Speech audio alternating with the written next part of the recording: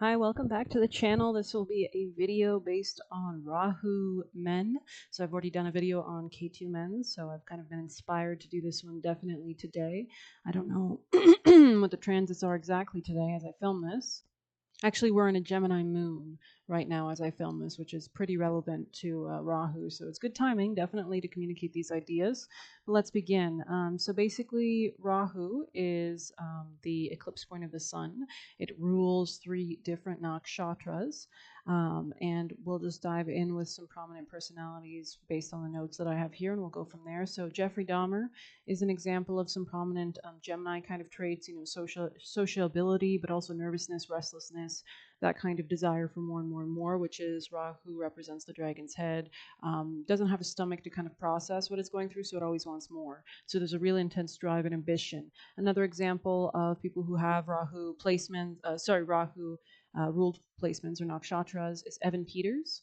And he was in American Horror Story. So it's interesting how the shadowy aspect of the eclipse points, both K2 and Rahu, tend to be involved in horror genres, or just genres that are kind of maybe dark in a way, but also kind of conveying a level of truth and power and powerful messages and powerful plot lines and things like that. Another example is Clark Olofsson. So that was obviously played by a K2 dominant man. So we can see, but in real life, it was a Rahu dominant person, right? So this is somebody who kind of always just wanted more and more and more. He was known for a lot of different crimes. So definitely go ahead and check that out. Another example that I'm going to get into as well as American Psycho, the movie played by Christian Bale with Patrick Bateman. We can kind of see this ambitious drive that Rahu can rule. So yeah, this is basically ruled with a kind of controllingness because it is the sun, right? So the sun is the leader, so it's the light of the day, right? It wants to kind of push forward its ideas, push forward its dreams. So there is a little bit of OCD-ness, which we can kind of see with Gemini placements or any kind of air sign placements. And air signs are relating to communication with other people, so it's very sociable as well in connecting that and ideas. Rahu wants to project its desires outwardly and change reality, whereas Ketu is the opposite polarity eclipse point of the moon, just wants more so to detach from reality, right? Nakshatras that are ruled by Rahu specifically are Ardra, which is 6 degrees to 20 degree Gemini.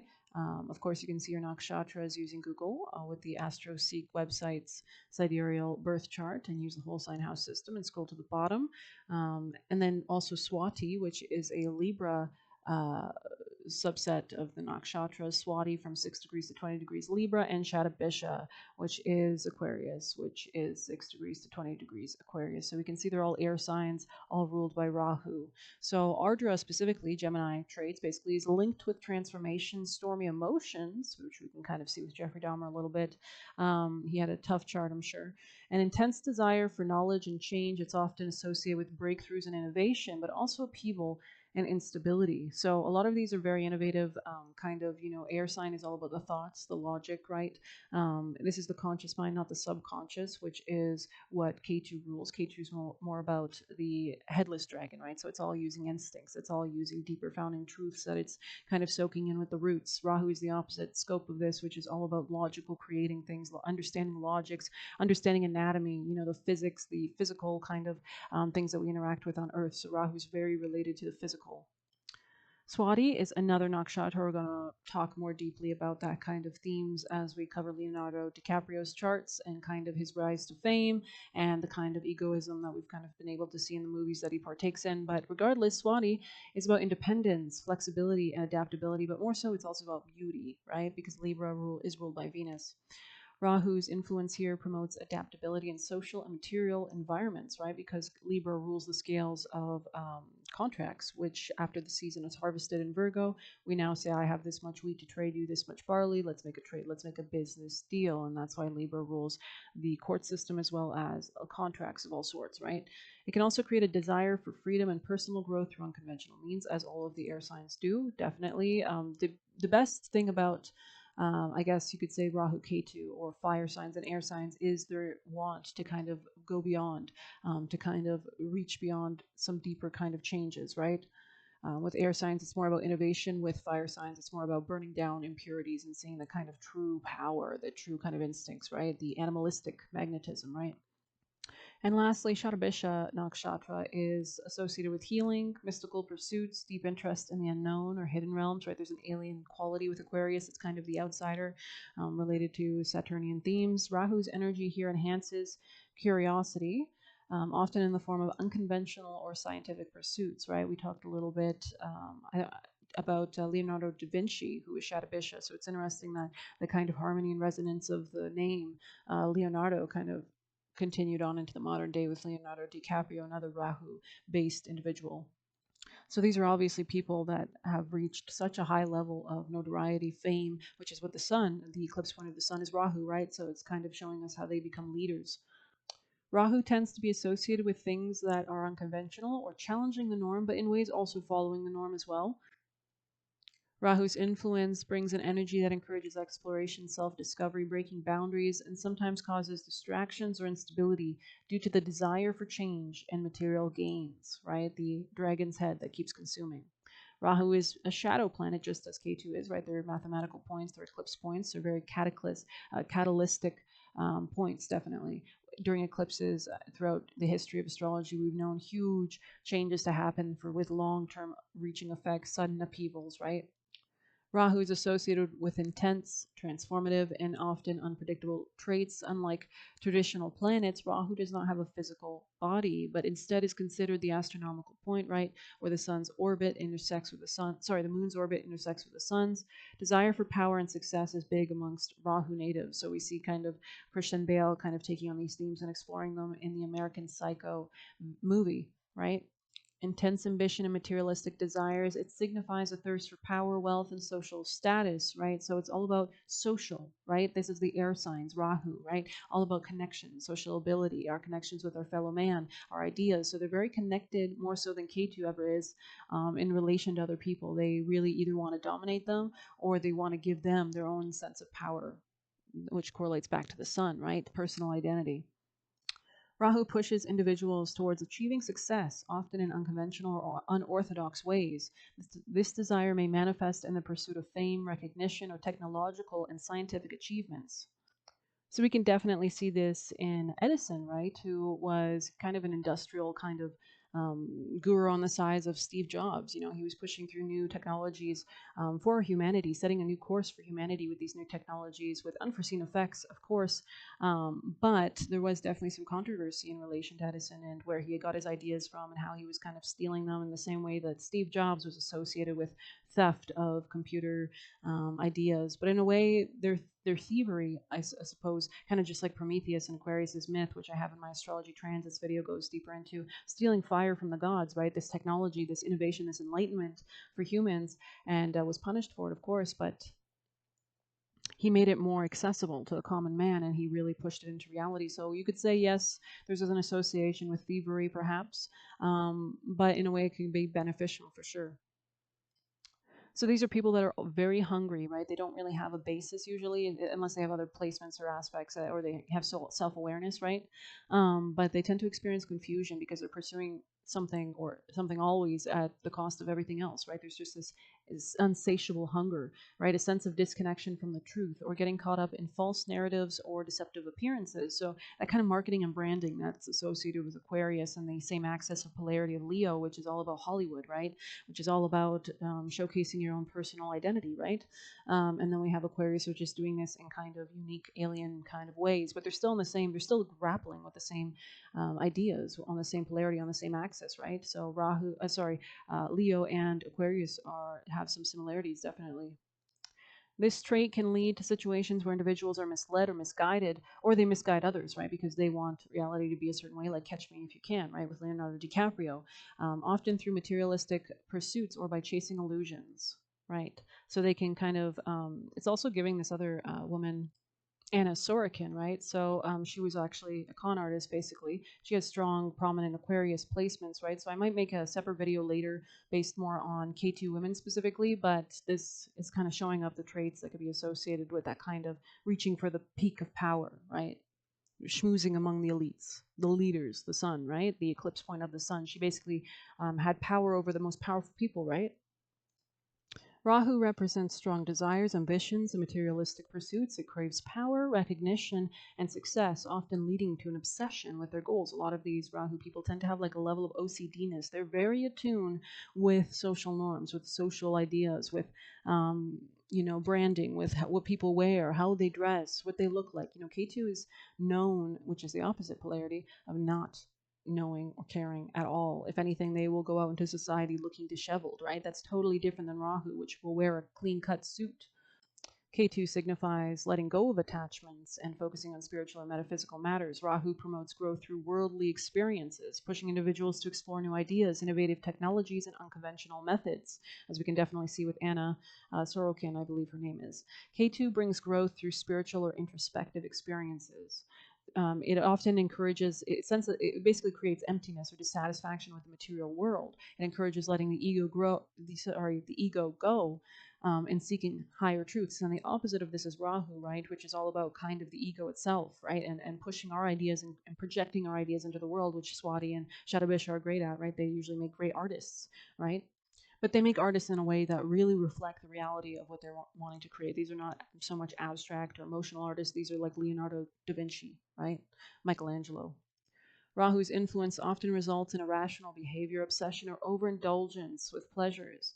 K2 encourages withdrawal, introspection, and a mystical or spiritual outlook. K2 makes people less concerned with material wealth or social status. Rahu causes, and that's because K2 kind of inherits this already, or they're looking to detach from this world. They're looking to pay off karma, right? Rahu can kind of be the signifier of new karma that you kind of have to pay off because of your, for example, like criminals going to jail, right? Rahu, and there is an interesting correlation between Saturn and Rahu, definitely through Aquarius.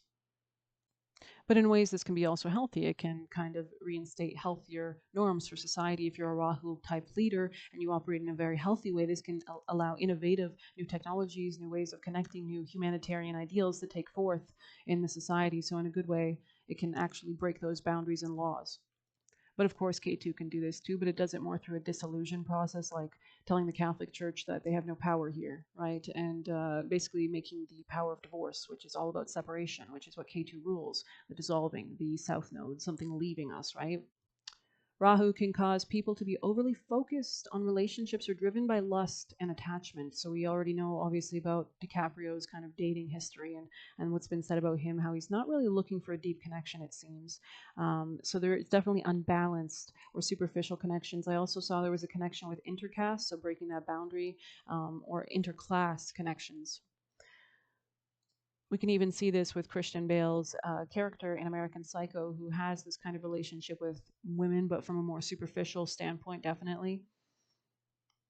And not only that, in his scenes there, he's definitely trying to control the women around him, right? And he has these high judgments for people and how they should behave and how they should act and how they should think, which is very Rahu, which really wants to control things in reality.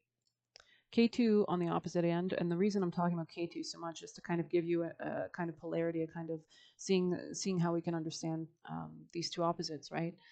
So K2 obviously moves beyond certain material concerns and seeks to understand deeper truths. So it wants to strip bare anything that's not good, right? That's not true. It's the fire signs are ruled by K2. Rahu, though, is air signs, and we can see how this kind of correlation, a lot of strong couples, they might be tumultuous, yes, but there's a lot of intensity between Rahu K2 couples because of this polarity, this kind of rubbing of the literally, or the positive polarities, the protons, the electrons, the neutrons, whatever. We can definitely see the kind of catalytic changes that happen in these couples' lives when they get together. For sure, there's so much drama, right? At times on the negative, or so much power on the positive, because there's a real balancing, a real understanding of everything. Rahu, as to kind of contrast with Ketu, which is all about stripping down to the inner truth. Rahu is the opposite of this polarity, which is all about creating the truth. So Rahu creates, it adds, it's the artist, it's the designer. In Vedic astrology, it's the north node of the moon, of course, and it's associated with obsession, materialism, and a hunger for achieving things that seem elusive or out of reach. So, especially if you understand the mythology of the dragon and the kind of story why it was beheaded by God, basically, it was looking for immortality, kind of the power of the gods, right? And that's what we see in a lot of Rahuvian natives and their life stories, is they kind of almost become a god on earth. There's also a restlessness and yearning with Rahu. It creates inner restlessness. So a lot of them are very active, again, correlating to air signs, which are always on the move, always wanting to connect, socialize, learn, communicate. Rahu people will always feel unsatisfied with their current position, usually, right? As we see in Patrick Bateman character in American Horror, in American Psycho. So they're always searching for more and more and more, right? They can be pioneers because of this, ahead of their time. But at the same time, some of the technologies, which we always see during Pluto and Aquarius, which we are currently in, can kind of put us so ahead of the curve that we don't know how to handle this new technology that's coming in, right? How to handle AI? What are the kind of bad parts of being able to create diseases or heal diseases? If I can heal a disease, I can create a disease, right? It's all the same technology, right? It's all just a program, right? Programming is definitely strong Rahu. It's definitely strong Aquarius, the nerd, the kind of one that's creating something new. They're able to think outside of the box. Many people with Rahu prominent in their chart are drawn to careers or lifestyles that place them in the spotlight, right? Because there's kind of yearning, this kind of hunger with the sun for more admiration, which is Leo, right? The Hollywood, the celebrity, the leader. They might have a compelling need to be noticed or admired, sometimes leading to overstep boundaries in order to gain that attention, right? With Clark Olofsson or Anna Sorokin. People with Rahu traits might employ strategies that shape how others see them, whether through their appearance, communication style, or public persona. We can even see this through Christian Bale's movie The Illusionist, which has prominent Rahu themes. I believe Hugh Jackman also has a very strong Rahu placements and nakshatras, so definitely check that out if you haven't already. K2, of course, rules real magic. It rules, the truth of magic, the occult. It's a lot of K2 people tend to be a part of the cult and understand the power of the darker truths of our reality, whereas Rahu is the opposite polarity of this, using these kind of ideas more so in a game, in a show, right? Their insatiable hunger for novelty and excitement, that restlessness, right, can lead them to seek extreme experiences, sometimes crossing boundaries and losing control. Addiction or overindulgence could be one way of Rahu's energy manifesting if the individual doesn't learn how to channel their drive more constructively and healthfully and more grounded, right? So there's incredible ambition and drive. It can be a source of deep inner conflict, though, which kind of forces this inner drive, especially if its desires are not grounded in a clear sense of purpose. This is where, and there is not going to be a clear sense of purpose if you don't have any other aspects, right? You're always wanting to innovate, but for what reason? What's the basis, right? That's what K2 rules, the roots, the opposite polarity. K2 needs to soak up the nutrients, right? It's reflecting on the past, it's letting go of past life incarnations. Whereas Rahu really wants to create new ideas for the future and new lives and new incarnations, new kind of, even Frankenstein, right? Literally new creations. But at times, what is the cost for our new creation? As we can see with those kind of myths of Frankenstein, what is the cost of creating a human when, why are you playing like God, right? If a Rahu person kind of leans more on spirituality or at least a basis, a little bit of a grounding, it can allow them to process more of these experiences and move in a more truthful way. But there's always this kind of inclination with Rahu to not really want to get very deep. It doesn't want to know the truths of reality. It wants to create its own truths, right? So there is a kind of level of shallowness that can sometimes come. The need for validation and the fear of failure can cause significant anxiety or paranoia.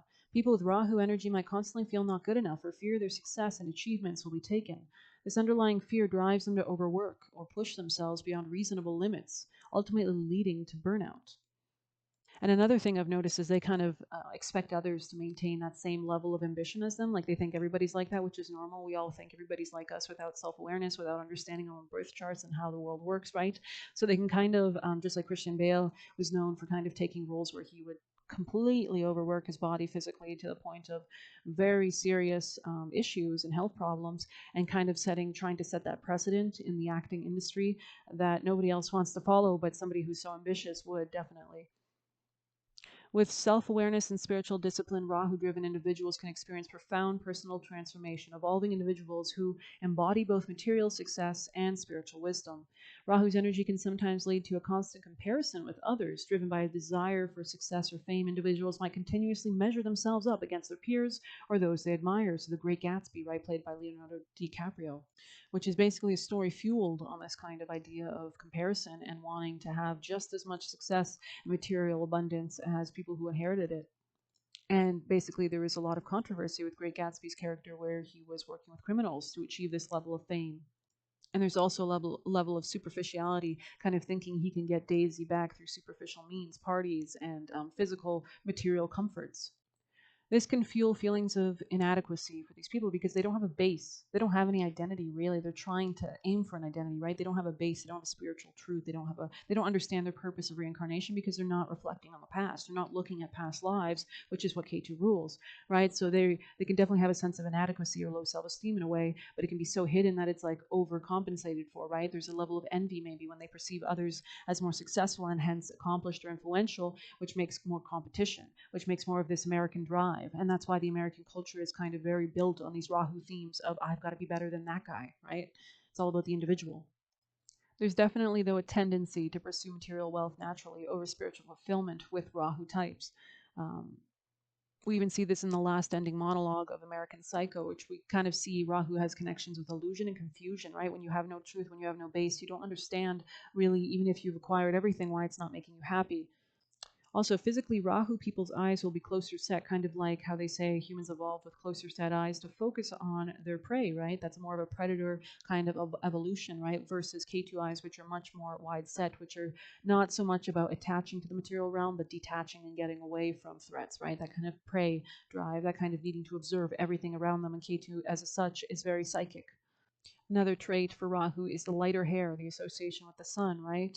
Blue eyes, blonde hair, sharper facial features.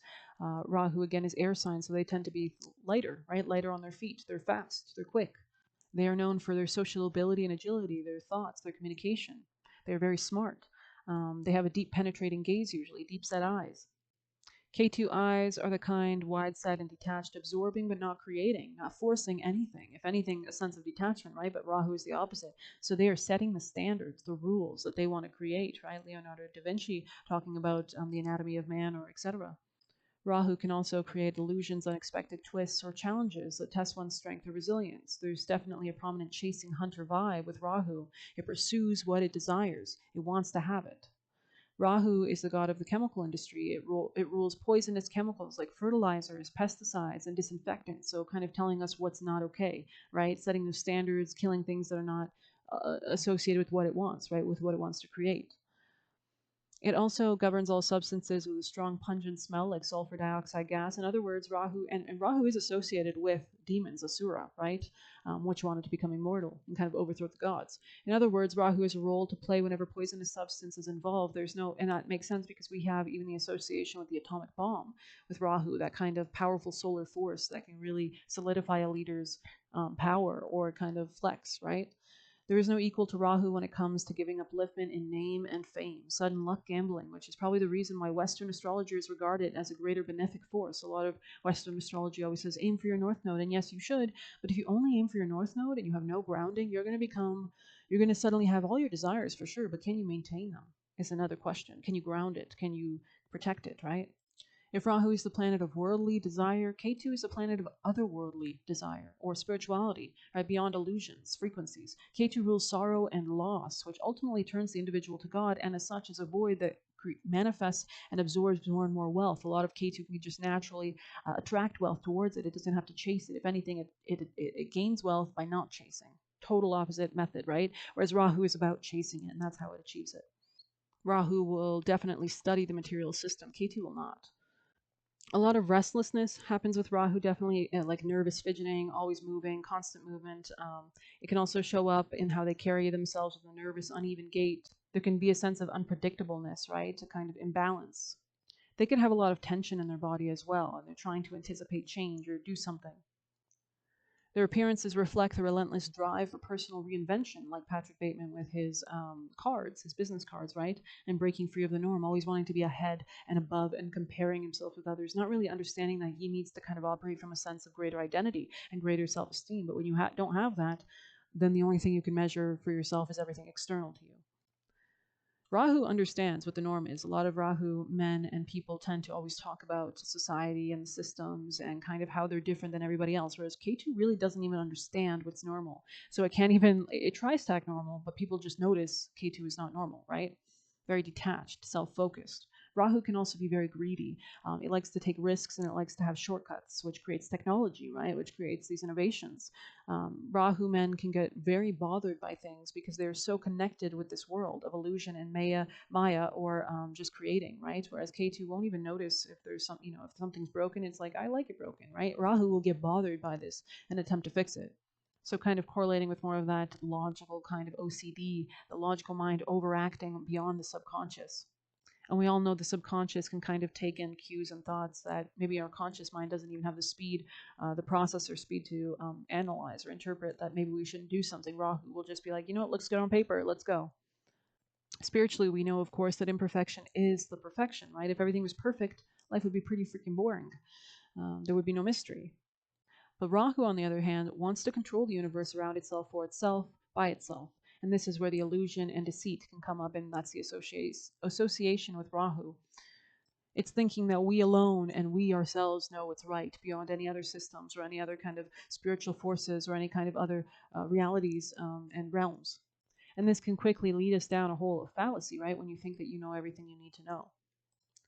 Rahu can also get very bored once they achieve everything, or even just on the way to achieving, realizing it's not really fulfilling them on a deeper level. Again, Rahu and Ketu are both shadowy mathematical eclipse points. Eclipses in astrology and in the world are times when shit changes up and gets real. We wait until the eclipse is over, after the damage has kind of been done, after the changes have been done. These are like divinely orchestrated changes for larger schemes beyond ourselves, beyond our own lifetimes and our own lifespans, right? Then we proceed with these newfound changes after these eclipses, or catalyst points of realizations. They are a time of personal growth, emotional shifts, and profound changes in direction. Rahu men are very concerned with how their actions appear to other people. Rahu is, because they are assigned rules, socializing. So definitely we see that in Revolutionary Road, which has a lot of monologues with Leonardo DiCaprio's character talking to the K2 ruled character, who's kind of seeing beyond the illusion that he's trying to portray, which is Michael Shannon's character, John, in Revolutionary Road. K2, on the other hand, will not care what anybody thinks or does. If anything, they are just wanting to detach and gain purity by burning everything away. Eclipses, again, I was talking about in my Aquarius videos, based on the symbology and the symbolism of Aquarius, with those two kind of, the Nile, the river, those two waves, the water bearer, and how electricity is so ruled with Aquarius, which is all about the churning of the oceans to have that immortality, which is ruled by Rahu and Ketu, definitely. And so we see this kind of connection with Edison, who has electricity as a primary, theme throughout his life and of his inventions. And that's just more connected with the networking and the World Wide Web that would later become kind of more prominent with Aquarius themes of networking connections. Because on the positive, Aquarians can be very humanitarian, right? They can create civil rights that honor the individual, so that everybody has a place, even no matter how unique you are, you have a place to shine in society. So that's the positive manifestation, definitely. Eclipses represent extremely fast changes, and eclipses make powerful people born near them, those that make huge changes, either assuming power or dissolving other people's power, huge critical changes that are fated in tune with more further future eclipse cycles. So Rahu wants to be seen as a god, basically, and replace the sun. They become godlike, and because they're so good at networking and socializing or communicating. K2, though, on the opposite, is the eclipse point of the moon, so it's more about the common man, the audience. But the sun is represented with the leaders, right? So Rahu's more associated with that. If K2 is something that tears things down for the greater man, Rahu holds things together or builds something up. And this can be very useful in times of disillusion, when there's too much K2 going on, right? When there's civil war, right? Rahu can kind of serve as this interconnecting bridge as a leader. A lot of Rahu people also desire attention, as we said, because the sun is the kind of, it shines for all. It wants to be admired and revered. And on a positive side, this can be a pillar of light and hope, right? Of generosity, of heart. But on the negative side, it can be egomaniacal, right? Egotistic. And that's where we see the kind of same axis of polarity between Aquarius and Leo, because they're dealing with similar themes, just in opposite ends.